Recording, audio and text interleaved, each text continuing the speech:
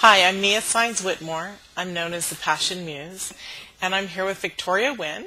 I met Victoria when I saw her first video on the lies we tell ourselves. It was very impactful, and it hit me very hard because in my line of work of creating passion in people's lives, it's most important to be honest with yourself because you learn self-love and you learn to trust yourself. So I'd like to introduce you to this beautiful woman sitting, which probably appears next to me on the dual screen. This is Victoria Wynn, and she would love to connect with you, and I would love to see you guys on these chats too at Victoria Wynn, WYNN, on Facebook. Welcome, Victoria. Thank you, Mia. How are you? I'm good. It's neat to talk to you in Florida. Yes, exactly. And you're heading to my place in LA. Well, not actually to my place. Actually, you could have. You could have stayed in my place. Well, next time, okay? Next time.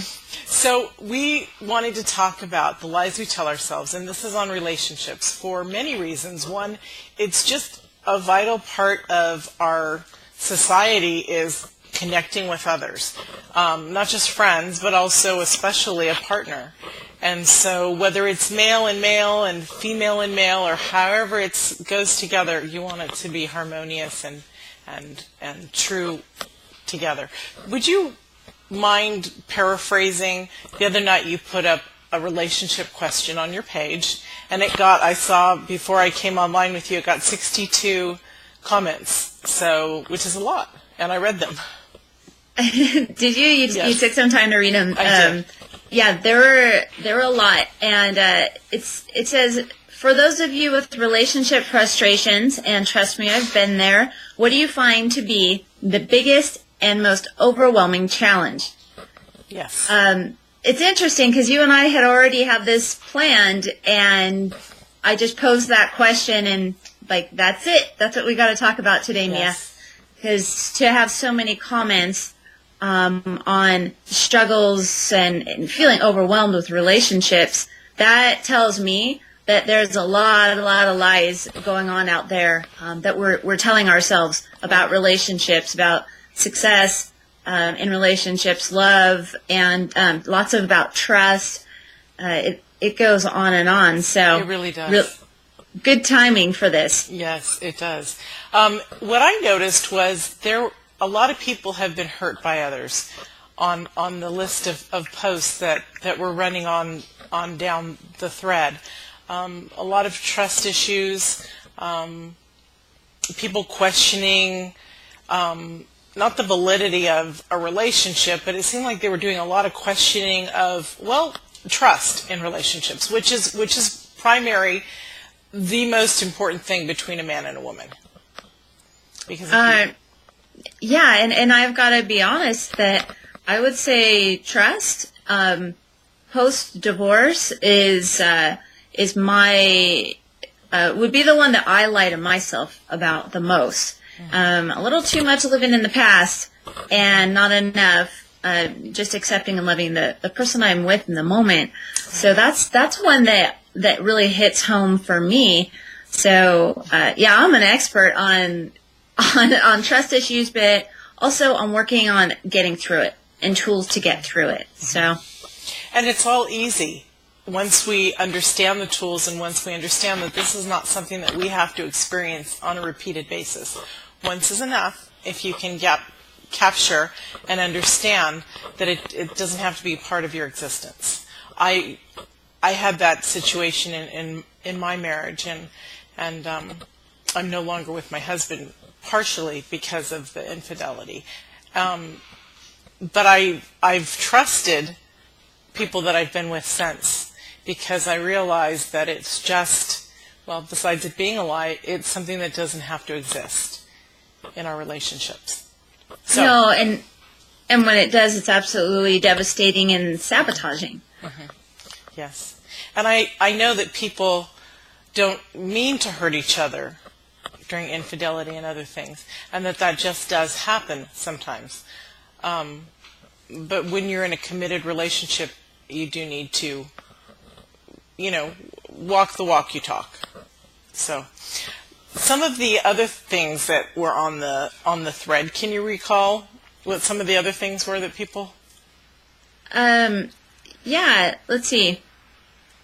Well, again, there's cheating, and then one talks about honesty, and another one that came up was a lack of communication.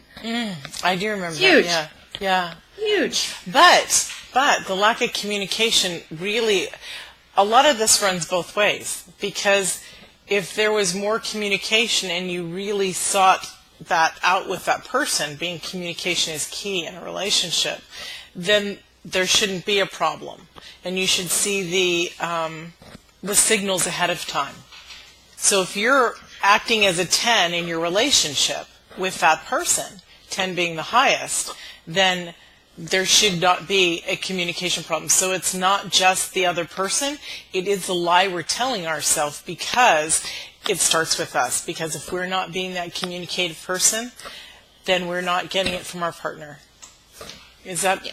Yeah, absolutely. And that's actually the way I saw it. I thought, oh, they're not communicating well. And you know what? Maybe that person, that's maybe not what they meant. Right, exactly. I always look at it as, what can you do to work on yourself, instead of, what can they do to fill my egoic needs? You know, that's right.